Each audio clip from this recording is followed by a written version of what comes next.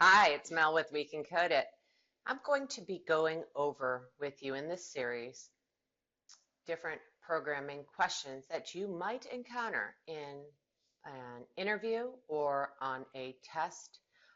This is not for the purpose of telling you any particular answer, but instead, in order to use this opportunity to help you learn new concepts, some things that you might not have known were important and or maybe forgot them, or maybe you were never introduced to them.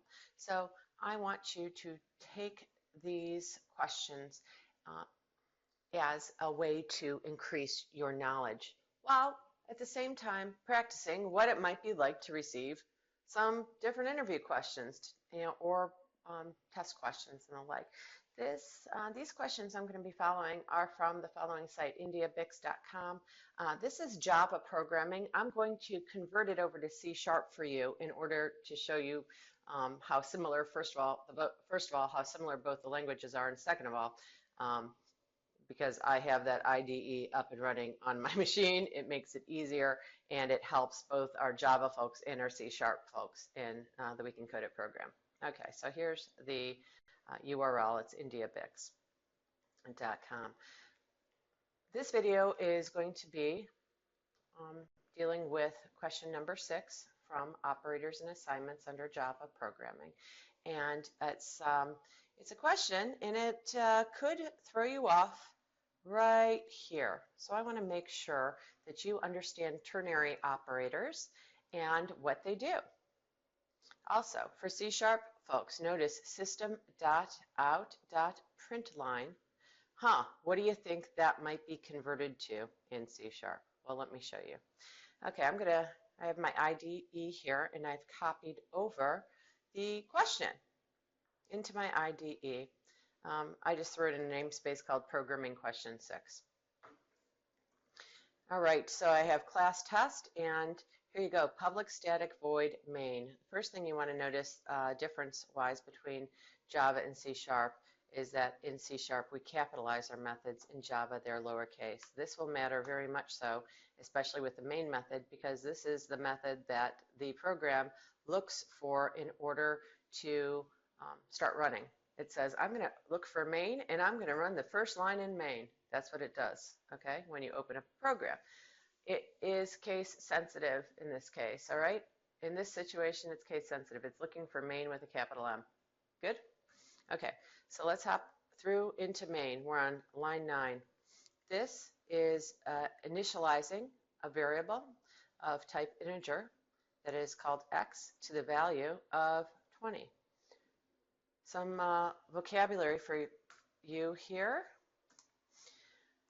When you have a declaration on one line where you say, I'm going to be using this variable like this, in an assignment on another line, you refer to them just like I did. This is a declaration and this is an assignment, okay?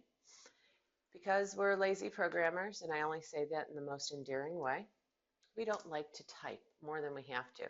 So different shortcuts have been created in languages in order for us to give our fingers a break, and this is one of them.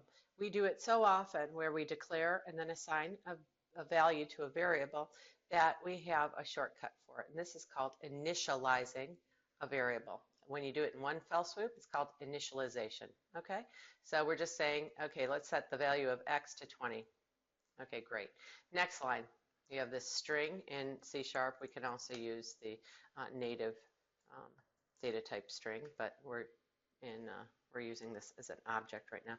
We're saying string, there's a string, it's called sup, and we're initializing it. We're initializing it to whatever the result from this crazy line of code will be. And that's the whole purpose of this type of question. They want to see if you could evaluate this line of code.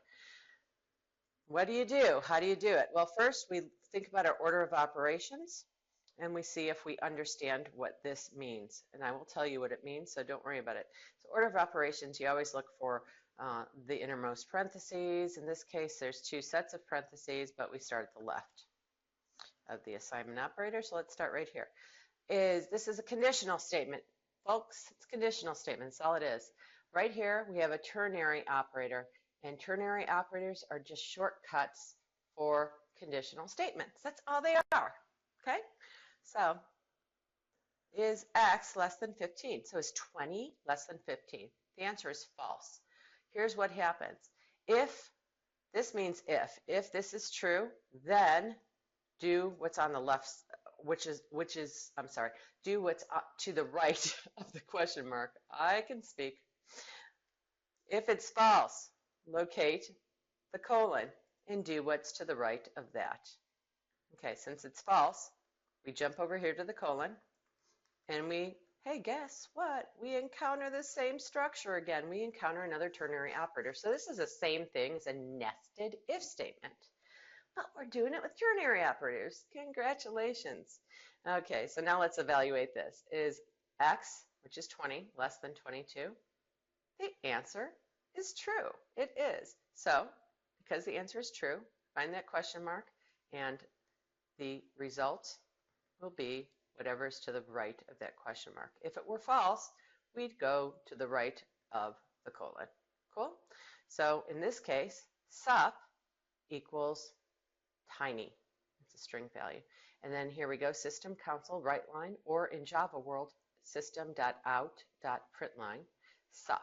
So the result will be tiny. Let's run this to verify.